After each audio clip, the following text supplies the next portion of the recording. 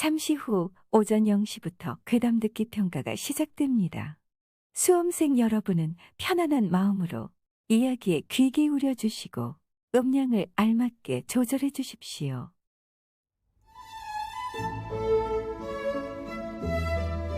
안녕하십니까? 지금부터 괴담 듣기 평가를 시작하겠습니다.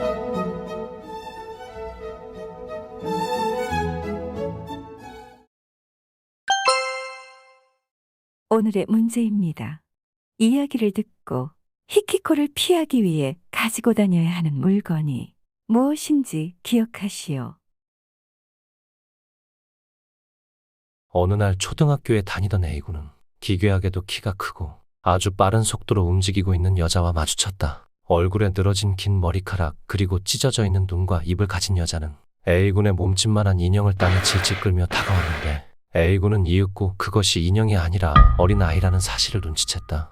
겨우겨우 자신을 따라오는 여자를 따돌리는데 성공한 A군은 안심했지만 결국 다음날 그 여자와 다시 한번 마주치게 되었고 이번에는 본인이 여자에게 붙잡혀 질질 끌려다니게 되고 말았다. 히키코 씨의 진짜 이름은 모리 히키코. 키가 크고 활발하며 잘 웃는 귀여운 아이였지만 선생님들에게 편애를 받아 이름이 잘난 척하는 것 같다는 이유로 그녀는 오랫동안 괴롭힘을 당해온 것이다. 가방에 고양이 시체가 들어있거나 급식에 벌레를 넣거나 실내화를 커터칼로 갈기갈기 찢기거나 교과서가 쓰레기통에 버려져 있거나 청소용품 보관함에 갇히는 등 생각할 수 있는 모든 괴롭힘을 당하고 있었다. 어느 날 괴롭히던 그룹이 그녀의 손을 끈으로 묶고 다리를 질질 끌며 학교 내를 끌고 다녔다.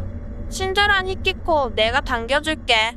히키코 씨는 아파서 울부짖었지만 주위에 어느 누구도 도와주지 않고 그것을 웃으며 보고 있을 뿐이었다고 한다. 학교 내를 끌려다니고 교실로 돌아왔을 때 그녀의 얼굴은 엉망진창으로 울퉁불퉁하게 못을 박은 듯한 심한 상처가 생겼다.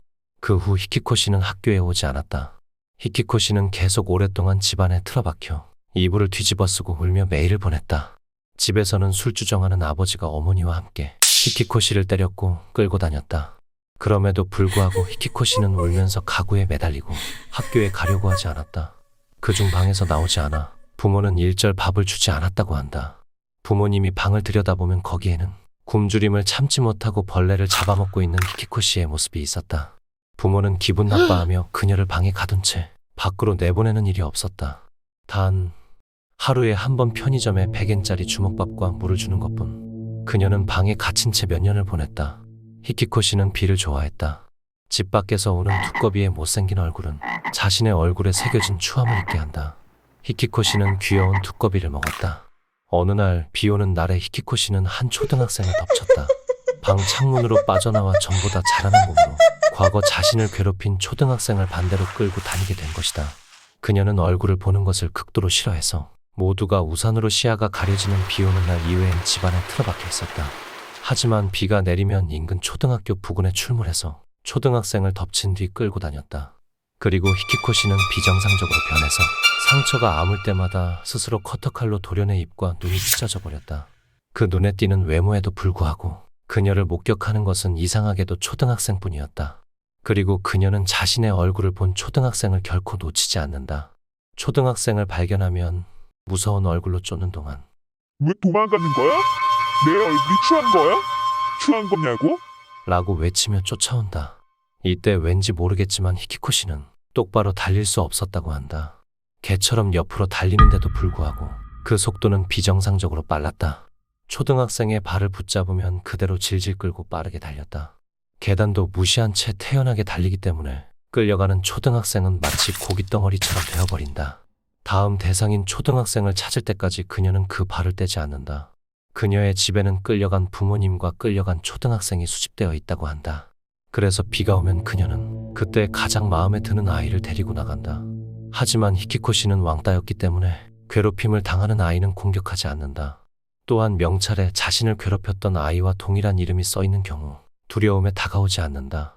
히키코 씨를 만나면 살아남을 수 있는 방법이 몇 가지 있다. 하나는 왕따를 당하는 사람은 건드리지 않는다. 그리고 괴롭히던 사람과 같은 이름을 가진 아이에게는 다가가지 않는다. 다른 하나는 내 얼굴이 추해? 라고 물었을 때 도망치지 말고 돌아가, 돌아가 라고 외치는 것. 이때 예쁘다고 하면 히키코 씨는 마음에 든다며 끌고 다니고 싶어 한다. 또한 반대로 추해라고 해도 화가 나서 끌고 다닌다. 히키코 씨와 마주했을 때 끌고 다니겠다는 뜻의 이빨이요. 이빨이요. 를 외치며 히키코를 괴롭힌 아이들을 흉내내면 다가가지 않는다. 히키코 씨는 비뚤어진 복수를 위해 초등학생을 끌고 다니지만 결국 자신도 끌려다닌 것이 트라우마였다. 마지막으로 히키코 씨는 자신의 얼굴을 보는 것을 싫어하기 때문에 거울을 보여주면 도망간다. 비 오는 날 초등학생은 우산과 함께 거울을 가지고 다니면 좋을지도 모르겠다. 오늘의 문제 정답은